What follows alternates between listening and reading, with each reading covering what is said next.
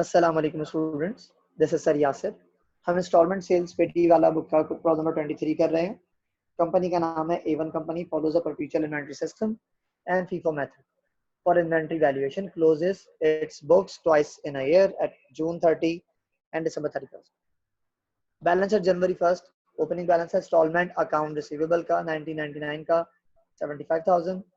Deferred gross profit है 25,000। Instalment account receivable है 2000 का 150,000 और डेफर्ड ग्रॉस प्रॉफिट 2000 का 45,000।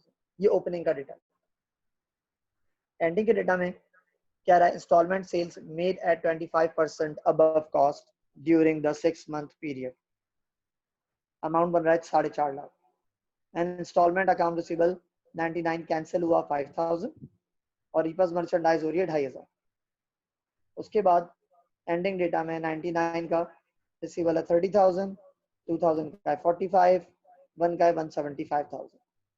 पहली रिक्वायर्ड है compute gross profit rates of the instalment sales originated in 99 and 2000, यानी ग्रॉस प्रॉफिट का रेट निकालना है। देखिए करंट ईयर का जो रेट होता है वो आप कैसे निकालते हैं?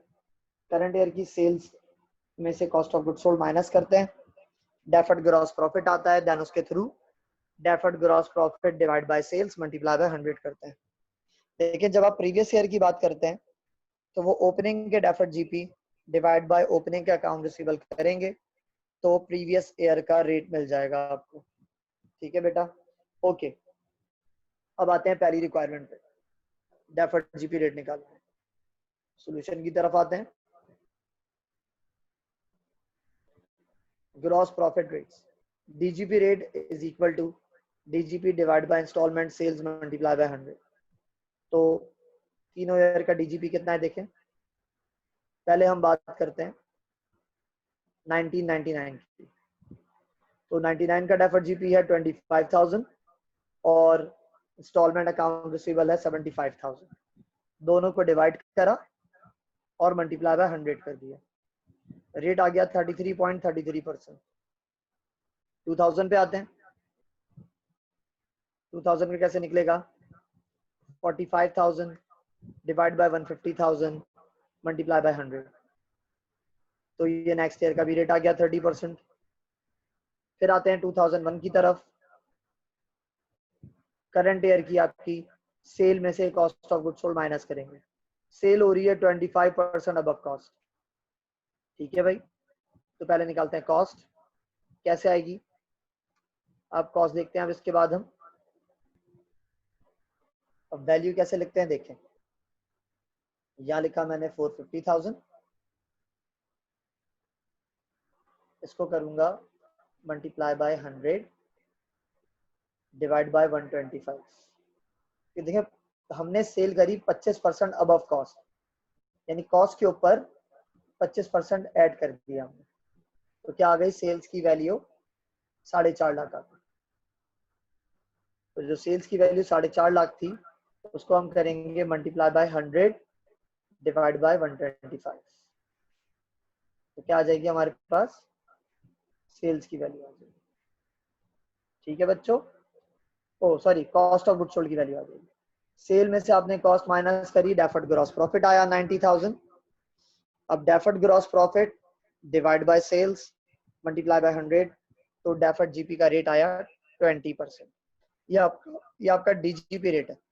सेल्स के बारे में जनरली बताया था 25% कॉस्ट के ऊपर रख के आपने सेल्स की थी, राइट? तो वैल्यू बन रही थी 4.5 लाख। आपको कॉस्ट पता चली, ठीक है, आपने माइनस करा, डेफर्ड जीपी का फिर आपने रेट निकाला। ये जो रेट है 20%, ये डेफर्ड जीपी का रेट है, और वो जो 25% था वो सेल्स की वैल्यू निकालने का तरीका। ठीक है बच्चों, ओके। अब सेकंड रिक्वायर्ड देखेंगे, prepare a statement showing collection of installment account receivable of 1999, 2000 and June 30, 2001। तीनों साल का आपने क्या बनाना है? कलेक्शन पैटर्न बनाना है। तो भाई कैसे आएगी?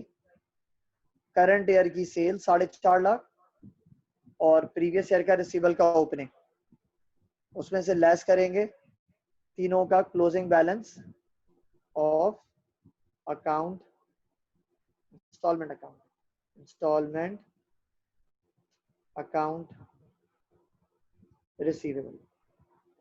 ठीक है, माइनस करेंगे तो बेसिकली आपकी कैश कलेक्शन आती है। ठीक है जी, ओके। अब देखते हैं ऊपर ओपनिंग रिसीवेबल कितना है, एंडिंग कितना है। तो भाई ओपनिंग रिसीवेबल है आपका 99 का 75,000 और 2000 का 150,000 और करंट ईयर की सेल है आपके पास 4.5 लाख और एंडिंग रिसीवेबल कितना है आपका 30,000, 45,000 और 175,000। ठीक है जी, ओके।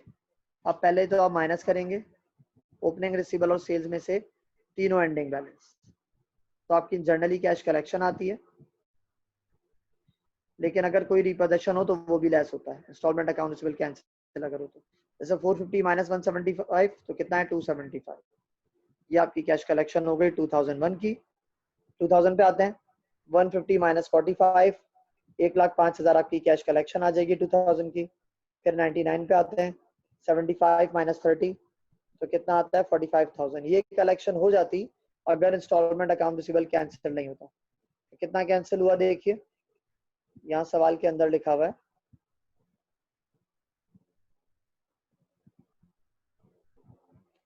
कि रीपर्स इंस्टॉलमेंट अकाउंट रिसीवेबल 99 कैंसिल्ड 5,000, 5,000 का अकाउंट रिसीवेबल कैंसिल्ड हुआ है। ये भी क्या करेंगे आप लेस कर देंगे। तो 45 में से आपने 5,000 लेस किया, तीनों कलेक्शन आ गई 40, 1,05,000 और 275,000। ये तीनों कैश कलेक्शन हो गई। सेकंड रिक्वायर्ड भी हमारी कंप्लीट हो गई। Now we are moving to the third requirement. Third क्या है, give all necessary entries under instalment method for recording transactions concerning instalment sales including an adjusting entry for recording realised gross profit. इन सब की entries बनानी है आपने। तो भाई सबसे पहले करंट ईयर की सेल्स है 450,000। ठीक है, आते हैं एंट्रीज की तरफ। ये एंट्री बनाई, instalment account receivable debit instalment sales credit. और जब भी परप्यूचुअल के अंदर सेल होती है कॉस्ट साथ रिकॉर्ड होती है। कॉस्ट कितनी है 360 आपने कैलकुलेट की। कॉस्ट की एंट्री बनाएंगे, cost of instalment sales debit merchandise credit 360,000 से। ठीक है, उसके बाद अब फर्दर एंट्रीज बनेगी, कौन कौन सी बन सकती हैं। तो हमें सिर्फ एक कैश कलेक्शन मिली जो हमने कैलकुलेट करके निकाली है 40, 1,05,000 और 275। ये तीनों की एंट्री बनेगी कैश डेबिट, तीनों ईयर के इंस्टॉलमेंट अकाउंट रिसीवेबल क्रेडिट हो जाएंगे। 420 कैश बना, 2001 की कैश कलेक्शन यानी 275 रिसीवेबल है, 2000 का 1,05,000 है, 99 का 40,000। फिर अब फिक्स एंट्रीज पे आते हैं। पहली बनती है आपकी instalment sales debit, cost of instalment goods sold credit और डेफर्ड जीपी क्रेडिट 4.5 लाख, 360 और 90,000। ये अमाउंट कहाँ से आया ऊपर से दिखाता हूँ मैं आपको अभी। ये कैलकुलेट करके हमने निकाला 450, 360 और 90,000। ये एंट्री बनी। फिर डेफर्ड और रियलाइज की एंट्री बनाएंगे। तीनों डेफर्ड ग्रॉस प्रॉफिट डेबिट और रियलाइज क्रेडिट कैसे आएगा।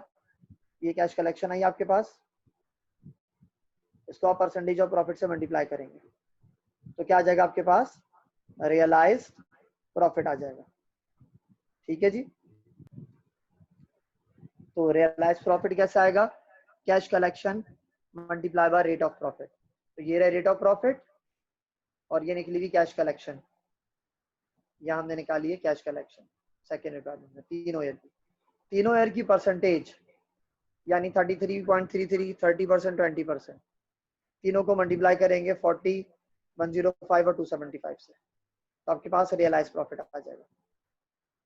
275 का 20% 55,000, 1,05,000 का 30% 31,500, 40,000 का 33.33% 13,332।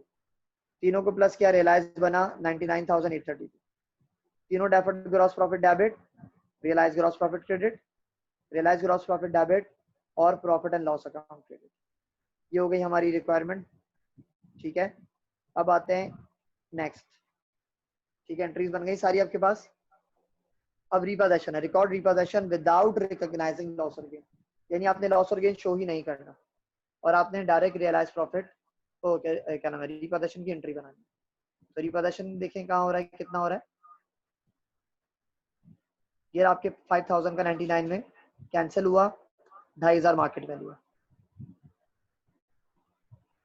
ठीक है जी, और आपके पास 99 का परसेंटेज ऑफ प्रॉफिट कितना है 33%, 33.33%। अच्छा जी, 5000 का रिटर्न ऑफ हुआ था, उसमें डेफर्ड जीपी कितना है मेरा 33.33%, कितना बना 1667, माइनस किया बुक वैल्यू आई, मार्केट वैल्यू थी 2500। वैसे तो लॉस बना 833, लेकिन हमें लॉस शो करना ही नहीं। तो जब लॉस और गेन मना किया है तो मार्केट वैल्यू का कॉन्सेप्ट आता ही नहीं है, आप डायरेक्ट बुक वैल्यू से ही एंट्री पास करें। ये 3333 से आपने रीपर्स मर्चेंडाइज डेबिट करी, 1667 से आपने डेफर्ड जीपी डेबिट करा, और इंस्टॉलमेंट अकाउंट रिसीवेबल आपने 5000 से क्रेडिट कर दिया। तो record the repossession without recognising loss. Okay बच्चों, thank you very much. Sir Yasir को इजाजत दीजिए। अल्लाह हाफ़िज़।